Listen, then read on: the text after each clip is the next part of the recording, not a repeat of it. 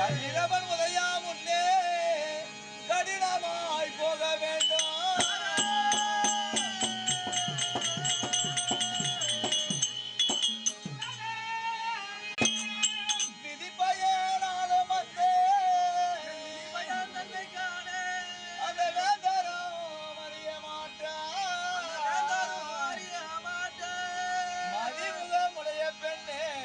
மகிழ்ச்சியாய் விடையும் தாரா